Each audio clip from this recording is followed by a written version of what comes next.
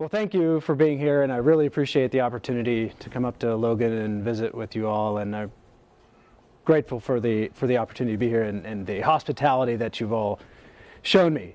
It's been a real pleasure. Keep talking? Okay. So I'm going to keep talking now. So what I'm up to here is I was kind of told along the way that the talk today might involve a little more, at least have a little more student interaction, or at least you might all be here, which I see tends to be the case in the back of the room, maybe. So I was thinking, well, what can I tell you all about my journey with its many turns through science and sort of navigating a research program and traveling around, and I love this metaphor. I don't know why. My friend Stu introduced me to it. It has to do with the cats, but I'm going to try to thread this idea through my master's dissertation and some of my postdoc work, which is all about bark beetles. So I don't do a lot of experimentation, but okay, I'm going to here. So we'll see how it goes. So if you came yesterday, you probably heard a lot about paleoecology, which is like looking into the past to try to find some ecological process, right, or an event. Oh, thank you. I think that will work today. might have to turn it on. There you go. Thank you, Harriet. Yes, I appreciate it. Let's see. There we go. Okay. So the metaphor, or what I'm working with here, is like the hardest thing of all is to find a black cat in a dark room, especially if there is no cat. And that pretty much sums up my graduate career, to be perfectly candid with you. And so I'm going to use that to try to thread through this talk, and which sets us up for two ways to interpret this as a metaphor for grad school, that the black cat is hard to find because the room is dark. That makes sense. Or perhaps someone is playing a bit of a trick on you and there's no cat at all, which of course is really disappointing if you get to the end of their doctoral program, and that tends to be the case with me anyway. So Paleo Records, what these are, I showed this yesterday, so if you've seen it, just bear with me for a moment. I'll just give you a quick overview of what I was up to. Is that so right up here, I've made a little lake of sorts, and lakes are like trash cans for the surrounding ecosystems. Everything just pours off of the landscape. It gets dumped in the bottom, and over time the layers build up and build up and build up. And so if you go take a sediment core, which is what I've drawn here, you have the oldest material at the bottom and the youngest material at the top, and you go into the lab and you process the sediments, and then you go to the microscope and you count those little bits and pieces of pollen and charcoal, and maybe you send some samples off to a stable isotope lab, and you get some data, like some really cool delta N15 data that tell you something about nitrogen cycling in a system. Maybe you have some pollen types like aspen, ABs, fir, spruce, and lodgepole pine. And if you look here on this y-axis, that's time. So that's just like the sediment core, 0 at the top and then 7,000 years ago at the bottom. It tells you something about the history of that ecosystem. And for me, I was really interested in things that kill trees. And I come by it honestly. My parents met as they were working in a fire camp in Washington State.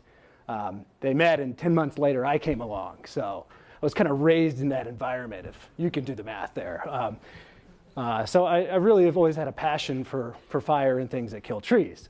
So that's how I got here. And like I said, a lot of that is microscope time. This is just a pretty typical slide, which you can see some pollen in here and some charcoal fragments. That looks like some kind of a grass fragment there. And you tabulate all that, and you come up with a paleoecological record, right?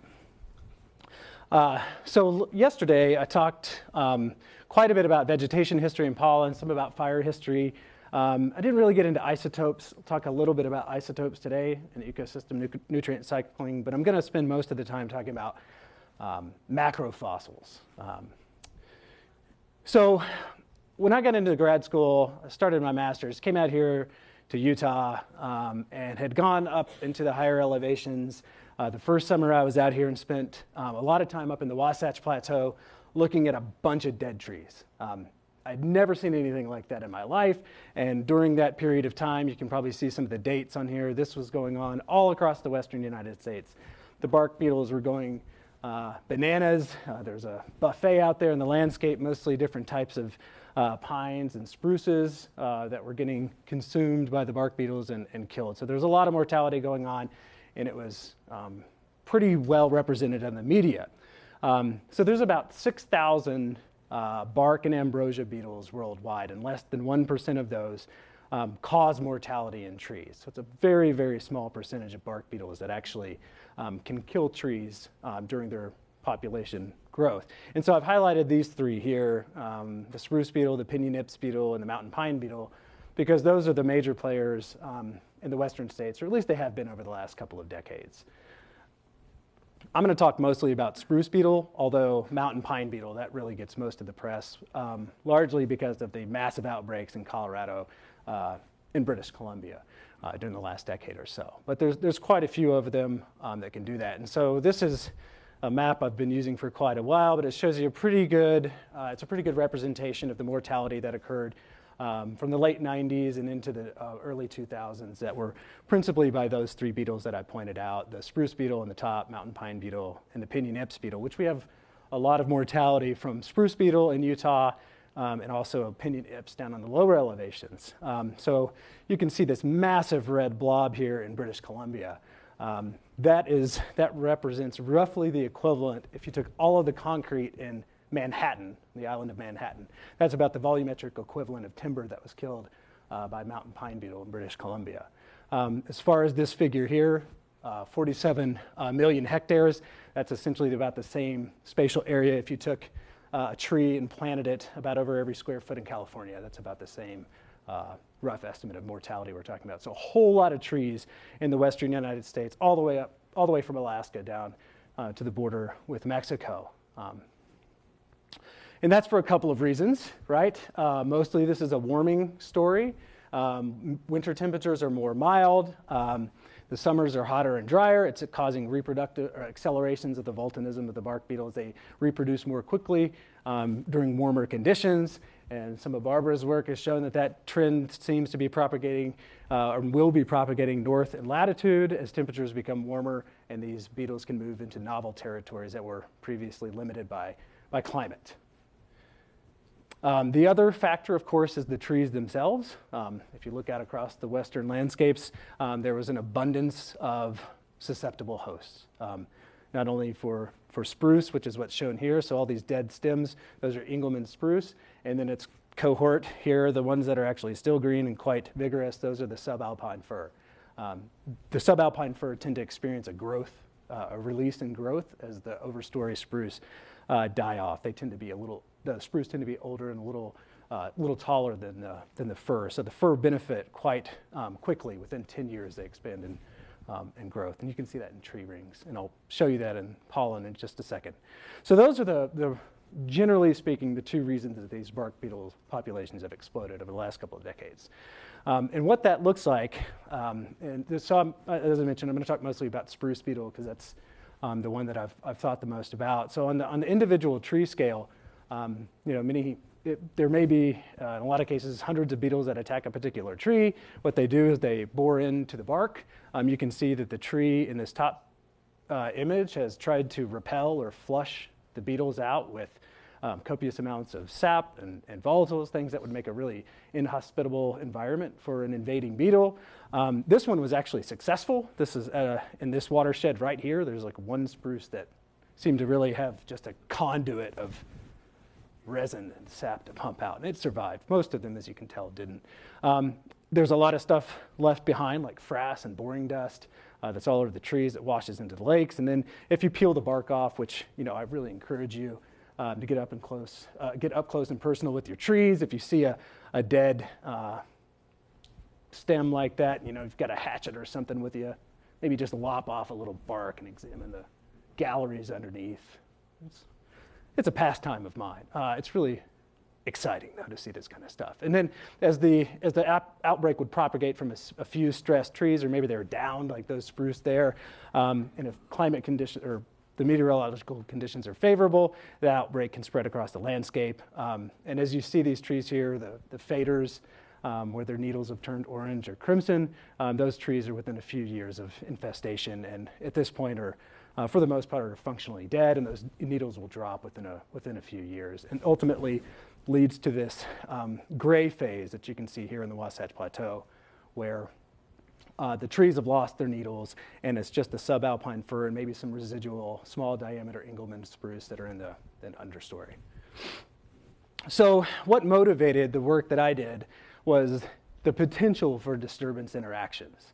And I'm not suggesting that it was the actual interaction, but it was the threat of interaction. And this is what funded my master's and my PhD work with grants from the Joint Fire Science Program and the National Science Foundation, was this idea that if you have a beetle-killed forest, like you can see on the right, that given the proper weather conditions, in ignition, that you might have a situation where the forest combust and you'd have an unusually severe or quickly advancing fire.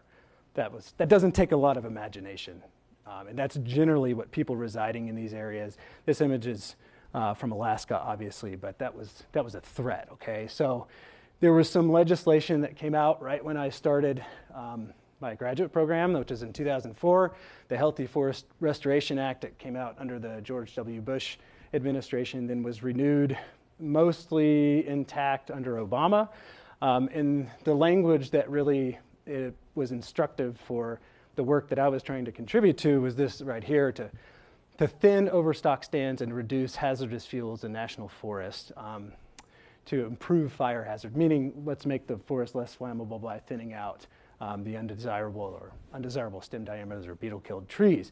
In Utah, especially in a few of the forests that I was working in and other people in this room, there were some groups that were interested in halting logging on the beetle-affected forests. And the criticism of the federal language here were these talking points. Given that, this set up a really interesting situation, especially that entered the courtrooms. And what was needed was some clarification about this risk of fire and its link to bark beetles. So this was in the early 2000s, 2003, 4, and 5, when I was just getting started with this. This was a question that I was trying to address.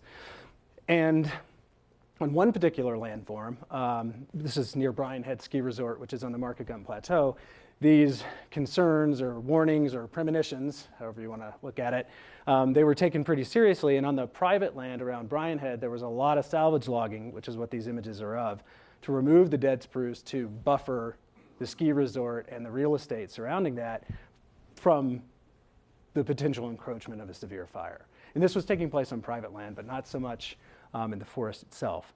In other locations, like in California and British Columbia, there was also plenty of salvage logging going on. In California, this was around the perceived risk of fire. In Canada, there was more of an economic incentive. A major export from Western Canada, especially in British Columbia, are fuel pellets, which are, you can take stems and logging slash of a diversity of size and condition and state of preservation, and they can be compressed into pellets, and then those typically find their way over to Japan and other countries where they're used in fuel stoves. Another interesting emerging market that came out of the beetle-killed wood is this so-called denim pine. So the beetles bring in an obligate fungal associate that they inoculate the tree's tissue with, and then it stains the wood blue, which to some, it has a very attractive aesthetic quality that actually sells at a premium if it's harvested at an appropriate time. You can see the diversity of products that are offered, Adirondack chairs and various Apple gadget holders and snowboards even. Of course, these came out of Colorado. You probably figured that. So there were incentives, but if you went out and you looked through the literature, and Steve Munson at the Forest Service handed me these 3 photos, and he said, go find the photo point. So I went back to this lake, and I studied these and looked at these for quite a long time, and I realized that this is not a weapon of mass destruction. The forest, right? I mean, it didn't burn. There was no. You can look in 1948. It looked a lot like those landscapes did that I was walking around in 2004 and 2005, and they had not burned. It wasn't a foregone conclusion that we need to necessarily go thin out these forests. And some work that came out much later, after I'd already, I think I was working over in Finland and Russia when this paper came out, that Jeff Hickey at the University of Idaho put together a really nice synthesis of all the research that was coming out during the early 2000s that were addressing this issue of bark beetle and fire. And what this little conceptual diagram is showing you is, especially if you track that red line, is the active crown fire potential. And what that's showing is that if you follow this, that within the first 4 years while the trees are in their red phase, there's a really high risk of crown-to-crown fire transmission. Once you get beyond that period, though, and the needles fall to the ground and they're on the forest floor, there's not much of a risk of active crown fire potential.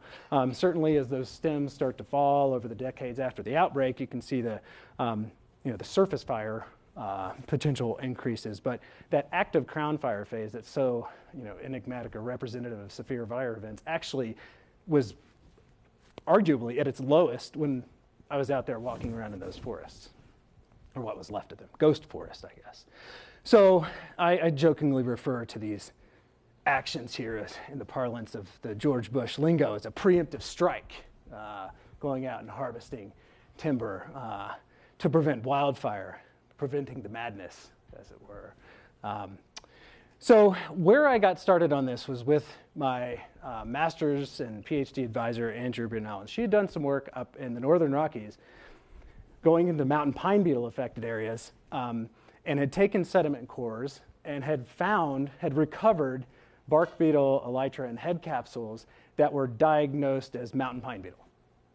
So this is a really new idea in paleoecology. This would be the same, you could think about this like charcoal washes in off the landscape, it gets entrained in the sediments, you take a core, you take a sample, you count it, and then you can infer when a fire event occurred, right? So she was arguing the same could be said for bark beetles. And the language, if you dig back into some of the general technical reports that had been published, this is described for Trappers Lake in Colorado, that there's a drift of spruce beetle carcasses 15 centimeters wide, deep, 2 meters wide, and for 1.5 kilometers along the lakeshore. That's a whole lot of freaking bug carcasses, right? They should be getting into the lake. So that was where I entered the picture. This paper was in the works with Barbara, Jerry Rayfield, and Steve Munson. And then I came along and I thought, well, I was so excited about this. I'm going to go out there and I'm going to core all these lakes where all these outbreaks are. I'm going to find all these beetles, and then I'm going to take this from a couple of lake sites to like Utah, all of these lakes. So this is what Andrea's paper looked like. And so she had counted charcoal here. So again, this is kind of a paleo thing, but time is often found on the y-axis. You can see there's 2 lakes here. There's Hoodoo Lake in Idaho, Baker Lake in Montana. You can see the charcoal profiles, and then these are exploded here where you can see where the bark beetle remains recovered. And so it's still addressing this question, is there a synergistic relationship between bark beetle outbreaks and fire? This is fire frequency on this side, and what's really intriguing is that especially with Baker Lake here, you can see that fire becomes more frequent after the bark beetle remains were recovered from the lake sediments. And not only that, but that is 8,200 years ago.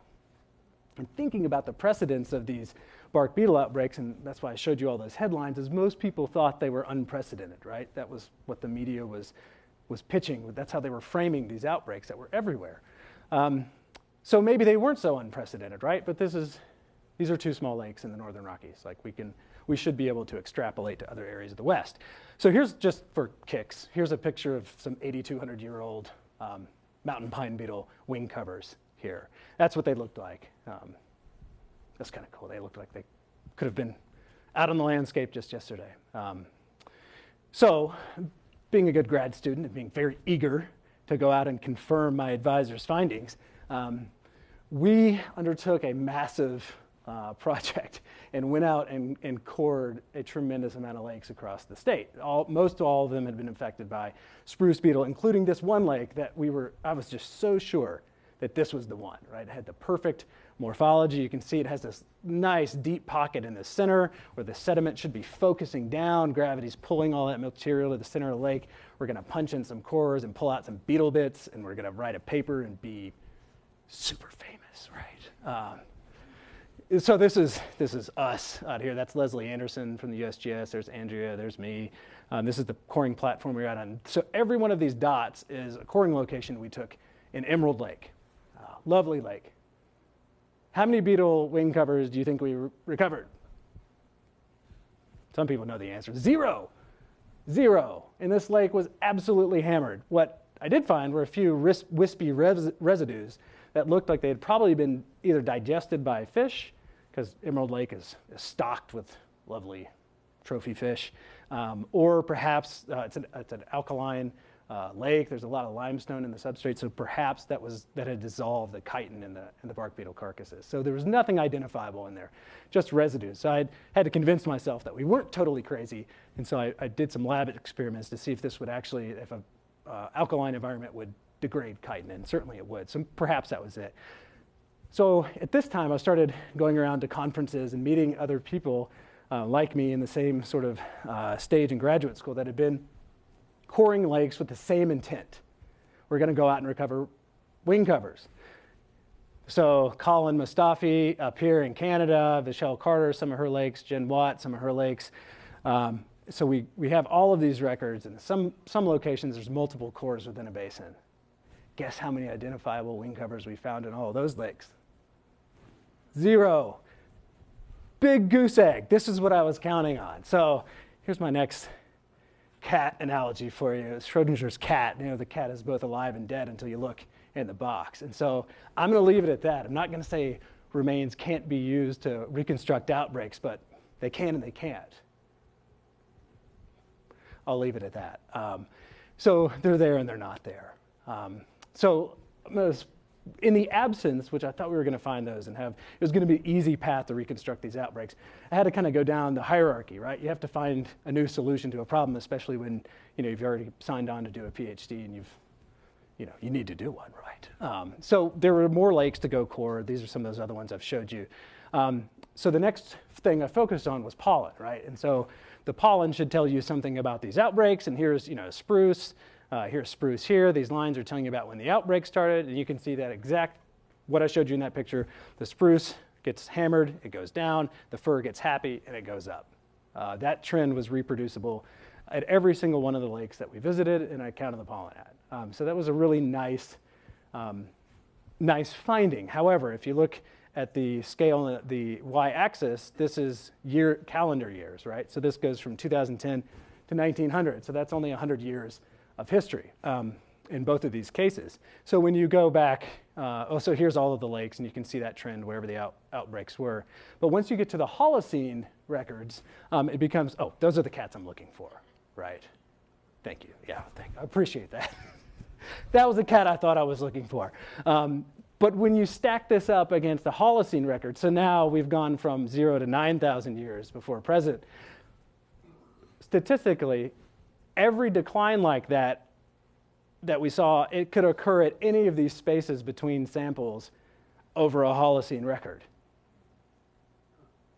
So would it be prudent to say that these are all spruce beetle outbreaks? No way. No way. No, there's no way that's possible. So it was, even though I had found a cat, it was not the cat that was going to seal the deal and get this method sorted out, right? So there's no direct evidence. So I went down the rung again. What else can you do with a lake core? I wanted to see if this was really actually significant or more significant than other indicators. I wondered that if you take the canopy away and you have a lot of intense precipitation, are you going to see erosion that might wash into the lake, and you could detect that with a sediment core? And then the third, I kind of got around to thinking about productivity. So if you kill all the trees and you start dumping a bunch of foliar nitrogen into the lake, maybe you'd see a change in productivity, which could be measured with isotopes. So this is what that data set looked like. So these are all the different parameters I was looking at, and then these are non-outbreak and then outbreak phase for each of these lakes. So that's Blue Lake, Emerald Lake, Banana Lake, Purple Lake, and so on. And as you can see, this is a pretty complex data set with a lot of variability. So this needed a model to help explain this. So what I used was a generalized linear mixed model, and what it showed is that the significant changes were the carbonates, the magnetic susceptibility, which tells you something about erosion, and then of course the pollen ratio, which I was pretty sure the pollen ratio would show up. Not as much about these other two, but again, this isn't evidence. This is pretty circumstantial, and there's a whole bunch of reasons that erosion could increase or carbonate content in the sediments could increase as a result. And the geochemical indicators were all over the place, and none of them were significant. And I even, well, here's the ratios of pollen. So it was basically a factor of 2 to 1 between outbreak and non-outbreak, that shift from spruce dominated to fir dominated. That was significant, but it's not enough to use in a long core. There's the magnetic susceptibility. And then I spent some time looking at how the geochemical indicators, what they were actually recording. And I was really disappointed yet again to see that they were recording productivity within the lake. Yet there was no response from before to after the outbreak. So yet again, I think the cat just kind of slipped out of my hands, and I didn't really have anything at that point. Except there, obviously there's some papers coming out, but I was really trying to find the one that would clinch the deal there. So one interesting aside is that if you plot all of these up, these are all the Delta N15 records, and that's a spruce fir ratio at the top. You can see that those outbreaks are recorded pretty clearly. And if you look down here at the Delta N15, there's this kind of this hump in the mid-century. And I went back to those photos. Oh, I'll go back one. And if you look at these photos, can you see the focal point, what ties all 4 of these together? There's one landscape feature, this boulder right here in particular. And if you look at that in these 3 photos, it's very nearly the same lake level. But over here, the boulder is almost completely submerged. So that led me to start thinking that this must be a climate or meteorological signal, annual variability in precipitation that's driving that productivity. And you can see here very clearly there's a whole lot more going on in that lake during that relatively high lake level period.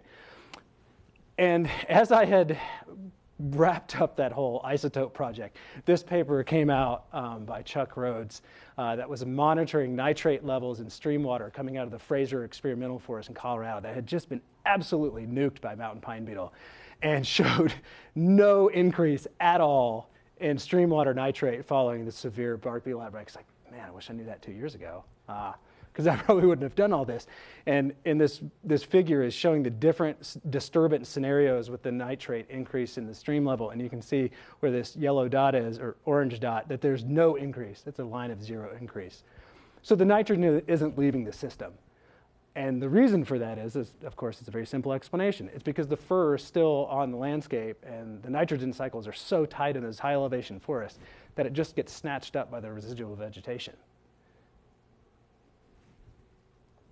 And this is some of Reed Maxwell's work from Colorado School of Mines. They were exploring this same question along with Chuck Rhodes and John Stednick about essentially like especially the organic carbon, what is that doing as it moves downstream, and not so much the nitrogen. And I'll get back to why this is interesting, how the interaction with carbonates and disinfectants becomes an intriguing finding. So before I go further with the bark beetle thing, just one quick point about using isotopes in sediments. They work great for fire. Bark beetles, not so much. So Paul Dennett did some work, and he was a lab mate of mine and Phil Higuera's lab. He did this really great study in a beetle-affected watershed in Rocky Mountain National Park, looking at the same question I was. And what he found is that with these fire events, so these here are fire events within the watershed that are in red. Here's the charcoal profiles. You can see the smooth charcoal here, and then the peaks that are above this background line.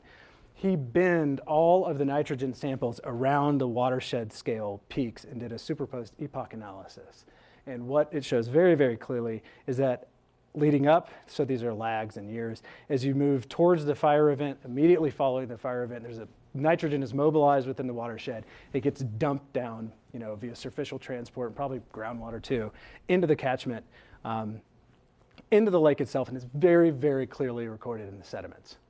So to contrast that with the bark beetles, there was nothing significant, but fire, it's highly significant, and it's predictable across this entire record with the catchment fires. There's a significant mobilization of nitrogen following a fire event. In one experiment we did with that data set, and Paul's data set is a really nice data set, is we resampled it to look at different sampling intervals and whether you could reconstruct that trend if basically you spent less time and money on your core. invested less time and money. And what's really interesting, so if you look at it as high resolution, that means he sampled every single centimeter in the entire core. This is discrete sampling, so about every 25 years, and you can look down and see how we altered that. That pattern really shows up most clearly, but as you move away to discontinuous sampling or sampling at greater and greater intervals, that trend disappears. Is just a plug for high resolution analysis and the value that it offers at large. So with the last few minutes, I just want to go round one final bend here on my bark beetle journey that extended beyond grad school. So I tried all of that stuff, spent a fair amount of taxpayer dollars to try to answer a question that I didn't really end up with an answer, which is not what I started out in graduate school to do. But sometimes there are serendipitous conversations that come up and opportunities that come up that may not be on one's radar that can really transform the way that you think about things. And this happened to me.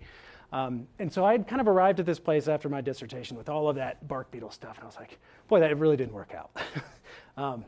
And I thought to myself, I was like, okay, so when you look out on the landscape, I look at these pictures, in half a century, you can't even tell that there was a bark beetle there, hardly, right? I look at the geochemistry, there's no nitrate leaking out of the system. The plants don't seem to care.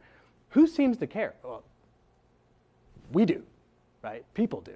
People are bothered by the aesthetic of a landscape that's mostly dead from an insect infestation.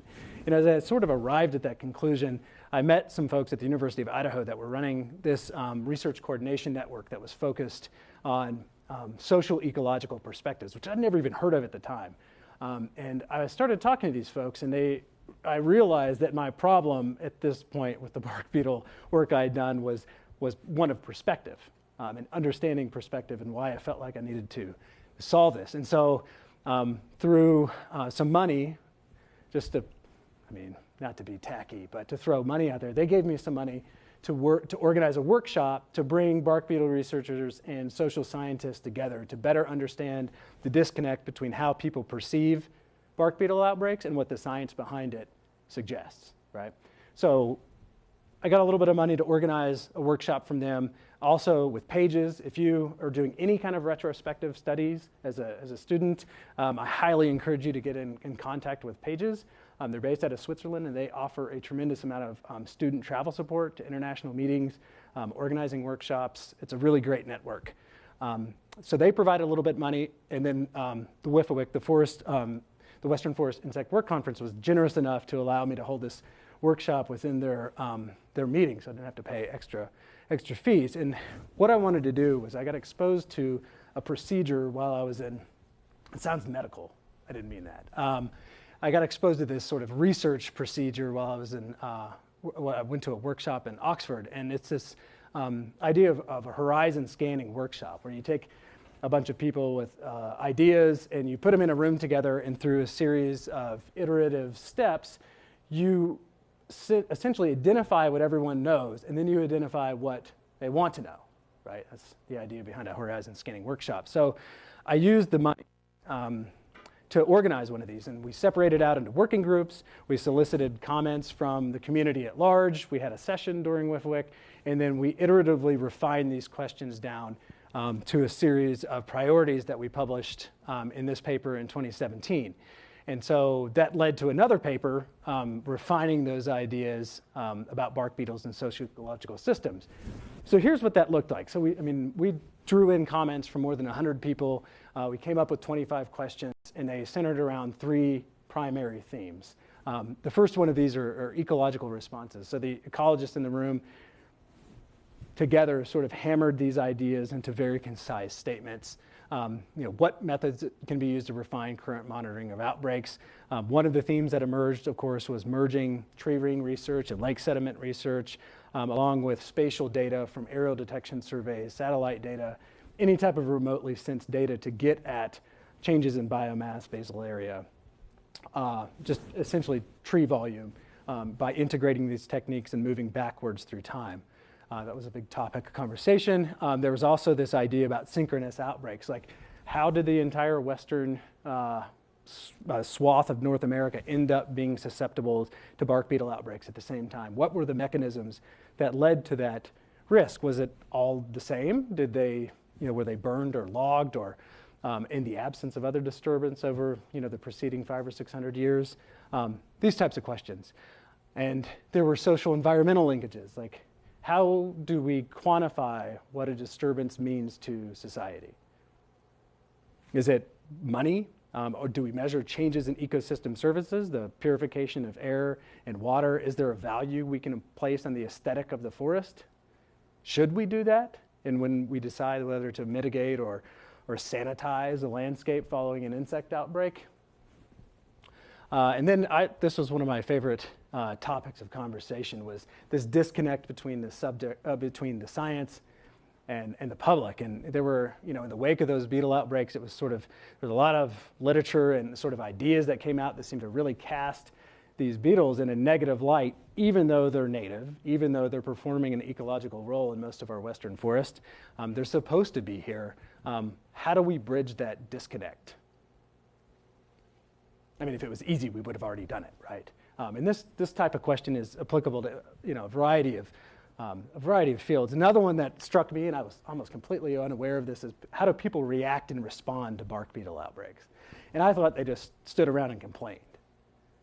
But they don't. Some people, there's some folks in Wyoming that started a nonprofit group where they went around, solicited donations, and purchased verbenone pouches to go repel insects from the whitebark pines. Private citizens were motivated to go out and protect whitebark pines. That's pretty amazing. Other places, like in the Black Hills of South Dakota, it took on a little more festive atmosphere, and they burned a beetle effigy after the mountain pine beetle had come in and nuked the Black Hills of pine. You can that's really something, isn't it? People do react and respond, which is a bit of a surprise to me. So I mentioned this yesterday, but it gets down to these sort of ideas of like, what do people expect to see in the forest when you go to national parks or national, just public lands in general? And this was a big theme that emerged out of this that I anticipate will really take hold here in the States, which is where people are asked deliberately what they want to see when they go out to recreate in wildlands. And these are all, of course, modified scenarios of the same landscape to assess your preferences for timber harvest and reseeding efforts, and whether you like signs along the trail or dogs or what have you. So almost all of the reported observations from society at large that we sort of brought in from the literature were mostly negative. People don't like bark beetle outbreaks. However, we did find, this is some of Winslow Hansen's work, and I was really surprised to see. So he works in Alaska. He's at the University of Wisconsin. And he did a study about real estate prices after mountain pine beetle outbreaks. And his results were really surprising to me. And I think to everyone there that hadn't read these papers before. So in Colorado, you can see these townhomes here. These are outside of Boulder. You can see the beetle kill off in the trees, off of the red trees there in the distance. Home values in Colorado along the Front Range decreased by about $70,000. So if you're a homeowner and these insects come in, they kill off the trees, and your home price plummets, that's pretty upsetting. And so in this survey that was conducted, the residents were asked to list what was wrong with their home now, why this declined by $70,000. And the number one complaint was that they could now see their neighbors at a distance because the forest canopy had dropped and they could see at great distances. By contrast, on the Kenai Peninsula in Alaska, the home values actually increased during this time. That was directly attributed to not necessarily the bark beetle, but the clearing of the beetle-killed trees. These were white spruce that were killed there. And it was for the opposite reason. Now they could see all the way out to the Turnagain Arm and see back to where mainland Alaska was. And so that actually increased the desirability for the houses out there, which is price of $6,200. That is maybe the lone positive we found out of all of this literature that we sorted through. But interesting nevertheless. So I'll leave you with this thought and return to the theme here that if, as you go through your research and things don't always pan out, there's a couple different ways you can look at it, right? The cat's hard to find, or there is no cat, or maybe I'll give you a third option that the cat is there and not there, and it may not be the cat you were looking for, but keep looking. That's all I have. Thank you.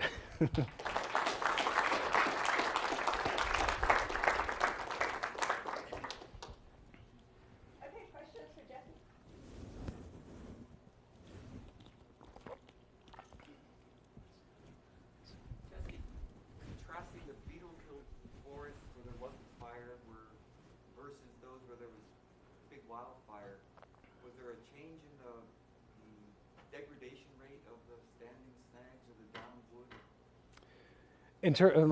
For So,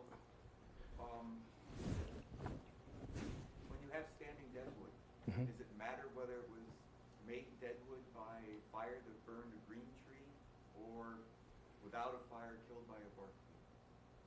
that's a good question. Recycling of that wood. Oh, as far as like for industry purposes? No, just in nature. So no, it's not, how fast does it decompose? Do standing snags last longer if it was green forest that burned off versus? That's a good question. I don't know the fall rates in burned forest, but generally speaking, in beetle-killed forest, it's somewhere between 8 and 10 years is about the point where they're still commercially viable, and then they start, they get punky and they kind of tip. But with spruce in particular, it really depends on wind. That's what tends to topple them. Yeah. Yes, Barbara. So have you totally given up, or do you think there's some potential still? Oh yeah, I absolutely do. I didn't want to let all the cats out of the bag. I was hoping I could use that line actually. So in the last year, one of the things that I've been talking a lot about with some folks is trying to find a proper processing methodology to isolate the fungal spores from the blue stain. So pollen, you use a lot of harsh chemicals that burns off almost anything you'd want to look at from a fungal perspective. There's just a few hardy spores in there. But there's a method that's coming out of Finland and Germany where they've altered the processing regime to where you can isolate the fungal spores. I think that's a potentially promising avenue that's far more direct than any of the other methods that are still on the table. The stuff I talked about yesterday with sort of the landscape carrying capacity, I think that could, sort of bolster some of those interpretations about the pollen dips and troughs. But I think having something direct like the spores would be a winner. Alternatively, if you want to go down the road of acquiring the head capsules and wing covers, I think augmenting the sampling size could potentially lead there. There's some other approaches and other types of reconstructions like chronosequences where you sample massive, clumps of sediment and you run them through sieves, and there's a much higher recovery rate of larger fragment sizes.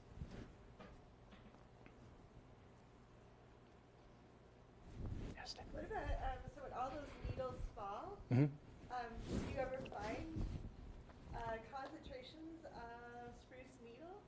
Yes, there are quite a few of those, and I've wondered if there's something with maybe the stomata, because you can view those under microscopy, or perhaps isotopically.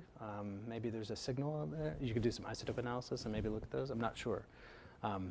But I will say that those were recovered inconsistently across the basin. It really seems the bathymetry of the lake itself seems to have a pretty strong control in the needles. They seem to get hung up in the littoral zone in some places. But that would be worth deliberately doing. Yeah.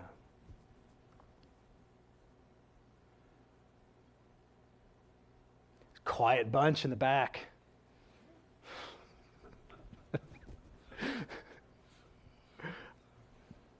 Going? All right, well, let's take Okay, thank you.